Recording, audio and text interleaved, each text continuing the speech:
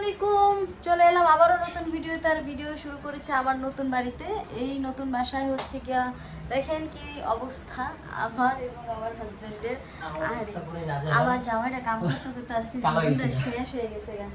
আর দেখেন পুরো ঘরের অবস্থা। আচ্ছা আমি ব্যাক ক্যামেরা দিয়ে দেখাই, দেখতে পাবেন পুরো বাসা একদম মানে নাজেহাল পরিস্থিতি। বাসায় এই বাসায় একদম দিন করতে যে কতদিন লাগবে আল্লাহ পাক জানে।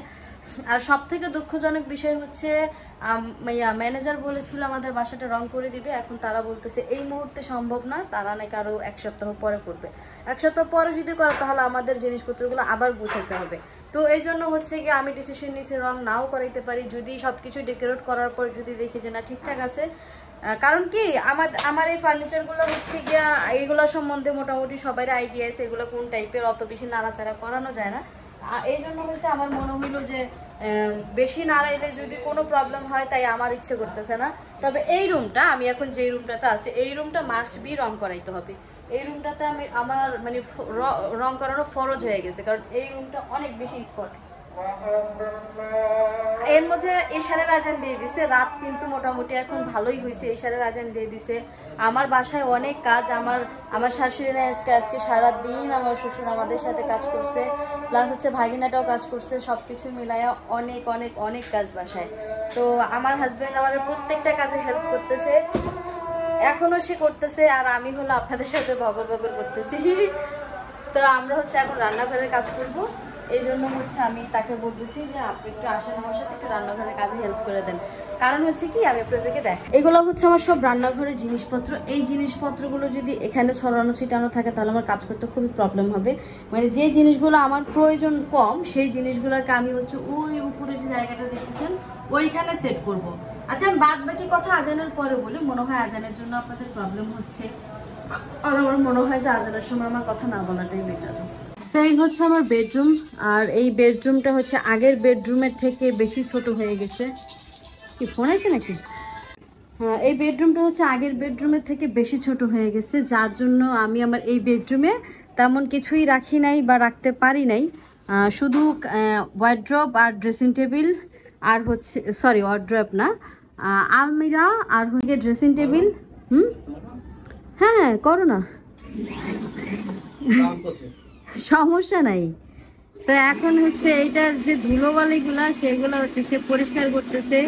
এইটার শব্দে তো আমার কথা শোনা যাবে কিনা আমি জানি না, তারপরও আমি না হয় মিউট করে দেন হচ্ছে গিয়ে ভয়েস দিয়ে দিব না।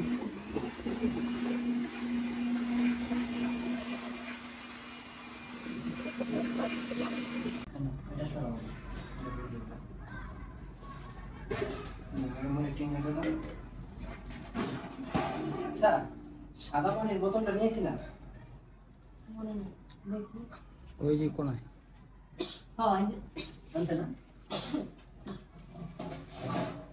রাইস কুকার গুলো একটা ব্যাগের ভিতরে বইরা উপরে রেখে দিই, রাইস কুকারটা সবসময় ব্যবহার হয়। রাইস কুকার তো শুকেছে ভাইয়া সিঁড়ি ফ্রিজের উপরে দিয়ে জানেন সুজনে যে বাবা। ও আচ্ছা আচ্ছা, এটা নিয়ে দেখো খালি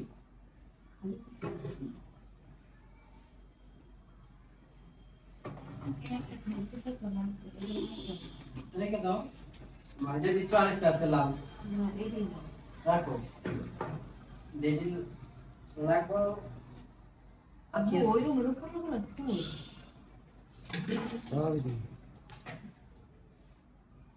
বেসিং এর ভিতরে ক্লিপ আছে, ক্লিপ গুলো নিয়েছিল হালে সব কি এর মধ্যে কোনটা ভিতরে রাখলাম।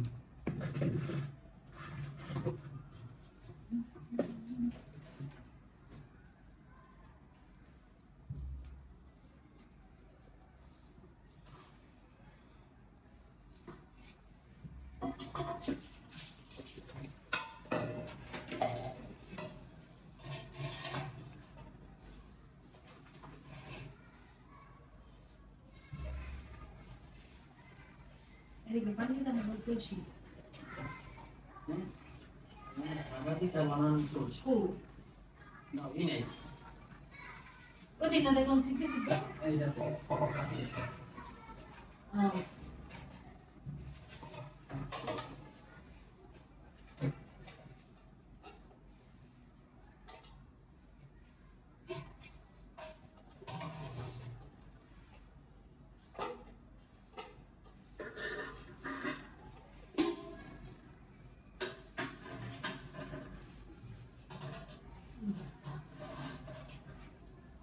এটা লাগবে না? না এটা লাগবে না।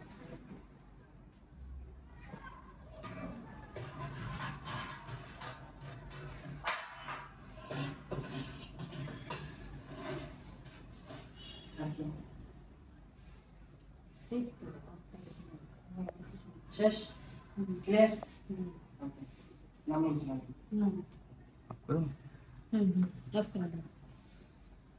সব কাজও করতে হবে, পাশাপাশি খাওয়া দাওয়া করতে হবে, তাই জন্য হচ্ছে সন্ধ্যার সময় সবার জন্য খাবার নিয়ে আসো। লাগবে না। হাত দিয়ে এসো, হাত দিয়ে এসো। হ্যাঁ আব্বু হাত দিয়ে খেয়ে নেন। তো এই হচ্ছে বেডরুমের পরিস্থিতি। এগুলা হচ্ছে সব জায়গার জিনিস জায়গায় গুছায় রাখতে হবে, দেন হলো ঘর পরিষ্কার হবে। বাট তার আগে হচ্ছে সবাই একটু খাওয়া দাওয়া করে নিলে ভালো হয়। ফোন? আপনার ফোন কই? বাজতেছে মনে হয়। এই সব ঘর টর এখনো পর্যন্ত একদম এলোমেলো হয়ে আছে। এগুলো গুছাইলে দেন হচ্ছে গিয়ে হয়তো বা একটু লেভেলে আসবে। খাওয়া দাওয়া শেষে আবার কাজ শুরু হয়ে গেছে।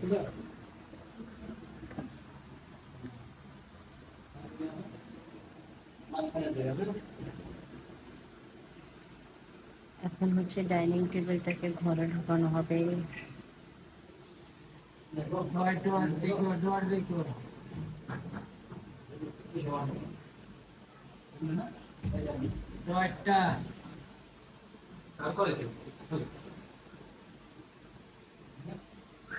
কোনোভাবে ঢুকতেছে না।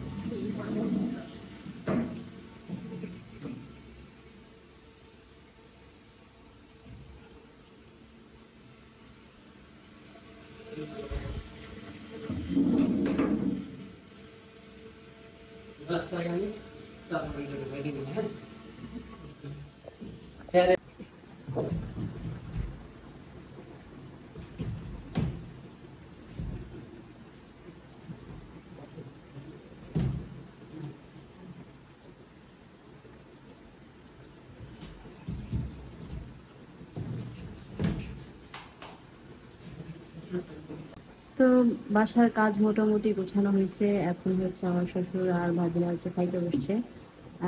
খাওয়া দাওয়া করে হচ্ছে এরা বাসায় চলে যাবে। আর আমাদের কাজ এখনো অনেক বাকি আছে, গুছায় রাখতে হবে। গুছায় রাখা তারপর হচ্ছে আমি রান্নাঘর এখনো পরিষ্কার করতেছি। মানে আমার হাজবেন্ডের পরিষ্কার করায় কিছুই হয় নাই। তো এই জন্য হচ্ছে আমি আবার পরিষ্কার করতেছি। এইখানে যে ময়লাগুলো দেখছিলেন সবগুলো আমি তুলে ফেলছি। এখনো ধোয়া হয় নাই, ধুইলে হয়তো আরো একটু পরিষ্কার দেখা যাবে। তারপরে এই গ্লাসের মধ্যে যে ময়লাগুলো ছিল, এই যে এগুলো কিন্তু সাবানের, হ্যাঁ এইগুলা উঠে গেছে। মানে আরো উঠবো হয়তো ডলা দিলে, বাট আমি আর মানে পারতেছি না, কারণ আমার হাত ব্যথা হয়ে গেছে, এত পরিমাণ ময়লা ছিল। তেল কাটা যেটারে কয়। তো সেগুলো হচ্ছে পরিষ্কার করছে, এখনো পানি দেওয়া হয়নি, এগুলো ধুইতে হবে। তো এটা ধোয়ার আগে হচ্ছে আমার শ্বশুরদের খাবার দিয়ে নিলাম, যাতে করে তারাও তো সারাদিন পরিশ্রম করছে, অনেক বেশি ক্লান্ত। তো সারাদিন হচ্ছে আমার হাজবেন্ড কাজ করছে। আজকে আমার হাজবেন্ডের কাজ দেখা অবাক হয়ে গেছি যে তার কিন্তু এত এনার্জি, এত কাজ করতে পারে। আমার কিন্তু এই যে বাসাটা চেঞ্জ করলাম, এই চেঞ্জ করার মধ্যে আমার কোনো কাজ ছিল না, শুধুমাত্র রান্নাঘরটা পরিষ্কার করা থাকে। কারণ পুরুষ মানুষ তো, সে তার মতো করে করছে। সে প্রথমে কিন্তু আমার হাজবেন্ডের রান্নাঘর পরিষ্কার করছে, তারপর হচ্ছে মানে আমার আর কি পছন্দ হয়নি এই আর কি। পরে হচ্ছে গিয়ে আমি আবার সব গরম পানি করে হারপিক দিয়া সাবানের গুঁড়া দিয়ে ওগুলা দিয়ে হচ্ছে অনেক ডইলা পরিষ্কার করছি। এখনো পর্যন্ত অর্ধেক বাকি রয়ে গেছে। তো সে তো আলমারির মধ্যে আমাদের আলমারি গোছানো হয় নাই, আলমারি আমরা কালকে ঠিকঠাক করে যেভাবে গুছাইতে হয় কালকে বা পরশু হ্যাঙ্গার ট্যাঙ্গার না শাড়ি টাড়ি যেভাবে গুছাইতে হয় এভাবে গুছাবো। কারণ যেহেতু এই বাসা এই ফ্ল্যাটটাতে কিন্তু আমরা পার্মানেন্ট আসছি। হ্যাঁ এরকম না। আচ্ছা আমি আরো একটা কথা বলি। আচ্ছা আপনারা হচ্ছে অনেকেই আমাকে বলছেন আপনার হাজবেন্ড তো ফ্ল্যাট কিনছে, তাহলে আপনি কেন বললেন ভাড়াটিয়া ছিল? মানে এটার একটা কারণ ছিল, আমার ফার্স্টে যখন আমরা এই বাসা আমরা না আমার হাজবেন্ড আর কি এই বাসাটা যখন দেখছে তার হচ্ছে ফ্ল্যাট কেনা না মর্গেজ নেওয়ার কথা ছিল, তাই না? তো 7 লাখ টাকায় হচ্ছে মর্গেজ নেওয়ার কথা ছিল, 2 রুমের ফ্ল্যাট প্লাস হচ্ছে ডাইনিং আছে। তারপর যে কোনো কারণবশত বাড়িওয়ালার সাথে বনিবনা হয় নাই। তো বনিবনা না হওয়ার কারণে সে তার টাকা রিটার্ন নিয়ে নিয়েছে। তো রিটার্ন নিয়ে নেওয়ার পরে এখন আমাদের তো বাসা লাগবেই, তো এই কারণে হচ্ছে আমরা এই বাসাটা ভাড়া নিছি। এখন বর্তমানে আমরা ভাড়াতে আছি। মর্গেজ ছিলাম আমি কিন্তু জানতামও না যে না সে জানতো না সে মর্গেজ নিছে বা ফ্ল্যাট কিনছে বা এটা ভাড়া নিছে। আমি জানি যে আমার শ্বশুর বাড়িতে আপাতত থাকতে পারতেছি না, এই জন্য আমরা নতুন ফ্ল্যাটে উঠতেছি, সেটা আমি জানতাম ভাড়া। কারণ হচ্ছে কি আমি ওনার ভিডিও ওইভাবে কখনো মানে দেখি না, নোটিস করি না, মেন বিষয় হচ্ছে। তো এই জন্য হচ্ছে কি আমার পক্ষে আমি জানতাম না যে সে ফ্ল্যাট মর্গেজ নিছে নাকি। তো আপনারা যখন আমাকে প্রশ্ন বললেন যে ভিডিওতে যখন কমেন্ট করলেন যে আপনার হাজবেন্ড তো এই ফ্ল্যাট কিনছে, তাহলে আপনি কেন বললেন ভাড়াটিয়া আছে? ভাড়াটিয়া এই রুমে ছিল, এই রুমে ভাড়াটিয়া যাওয়ার পরে আমাদের এটা মর্গেজে নেওয়ার কথা ছিল, কারণ যে ভাড়াটিয়া ছিল সেই ভাড়াটিয়া মর্গেজে ছিল। তো ওনার পরিশোধ হয়ে গেছে, উনি চলে গেছে, এখন আবার আমাদেরকে দেওয়ার কথা ছিল, পরে পরিমাণ হয় নাই, যার জন্য উনি আবার টাকা রিটার্ন নিয়ে নিছে। আর হচ্ছে গিয়া এখন আমরা এই ফ্ল্যাটে ভাড়াতেই উঠছি, এখন আমরা মর্গেজ নেই নেই। তো ইনশাআল্লাহ যদি ভাগ্যে থাকে নিব, আর যদি আল্লাহ পাক সহায় হয়, যদি এর থেকে ভালো কিছু করতে পারি সেটা করব। কারণ মর্গেজটা তো আসলে অত ইয়ে না। আমার মনে হয় যে মর্গেজ নেওয়া যেতে বা এগুলো করা যেতে একটু জমি কেনা বা একটু বাড়ি কেনা, এগুলো অনেক বেশি ভালো আমার মনে হয়। আমি আসলে এগুলো তো ওইটাই পরে চিন্তা ভাবনা করে পরে আমরা রিটার্ন করে নিছি। এই যে মর্গেজ নেওয়া বলেন, তারপর হচ্ছে গিয়া ফ্ল্যাট কেনা বলেন, এই ফ্ল্যাট কেনা টেনা এগুলো আমার আসলে অ্যাকচুয়ালি পছন্দ না।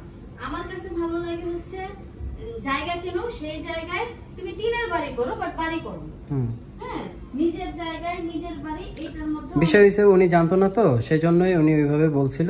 বলাতে আমার যখন জিজ্ঞেস করলো পরে আমি বাকিটা বিস্তারিত বলে দিয়েছি। আমি কোনো কিছুই আমি কারোর পার্সোনাল বিষয় নিয়ে কথা বলতে পছন্দ করি না, সেটা যে হোক। হ্যাঁ তো পরে যখন আমার কাছে কমেন্ট আসলো তখন আমি জিজ্ঞেস করছি যে আসলে ব্যাপারটা কি, মানে বাসার ব্যাপারটা মূলত কি হয়েছে। তখন হয়েছে উনি আমাকে ক্লিয়ার করলো। তো যাই হোক, রাতে ঘুমাইতে হবে, ফ্রেশ হইতে হবে, যার জন্য হচ্ছে। আর আজকে সারাদিনে আমি তেমন কোনো কাজ করি নাই, সে অনেক কাজ করছে। আমি শুধু এখন কাজ করার মধ্যে যে বিছানাটা তাকে গুছাই দিচ্ছি, কারণ হচ্ছে সারাদিন পরিশ্রম করার পর শরীরটা ছেড়ে দিবে, এই জন্য হচ্ছে গিয়া তাকে বিছানাটা কইরা দিতেছি যাতে সে একটু আরামে ঘুমাইতে পারে। অবশ্য সে আমার থেকে ভালো বিছানা গুছাইতে পারে। আচ্ছা উল্টায় বিছাইলাম কেন সেটাও বলে দিই। কারণ হচ্ছে কি এই বিছানাটার মধ্যে তো কাপড় চোপড় সব ইয়ে করে আনছিলাম, কাটি টাটি বাইন্দা আনছিলাম, অত বেশি ময়লা হয় নাই। 1 আর 2 হচ্ছে গিয়া আমরা হচ্ছে কালকে আবার সবকিছু ধুয়ে ফেলবো না গো, ধুয়ে ফেলবো। তো ভাবলাম যে একটা রাতের জন্য আর নতুন একটা চাদর না বিছাই, কারণ শরীরের সাথে ময়লা আছে। তারপর হচ্ছে গিয়া সারাদিন কাজ করছি, বাসার ভিতরে ওইরকম মানে মোছা তো হয় নাই, মানে সবকিছু গুছানোর পরে আর মোছা হয় নাই, শুধু ঝাড়ু দেওয়া হয়েছে। তো সেই জন্য হচ্ছে গিয়া নতুন চাদর বিছাই রাখলাম।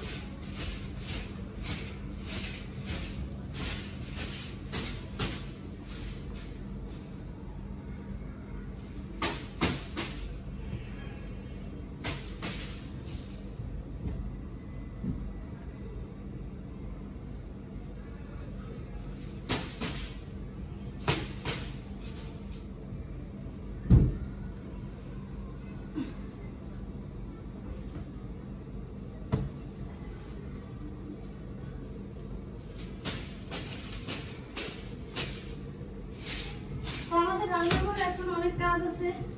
যাই হোক, ভিডিও আর লম্বা না বানাই, ওটা দেখতে দেখতে দেখা যাবে বিরক্ত হয়ে গেছেন।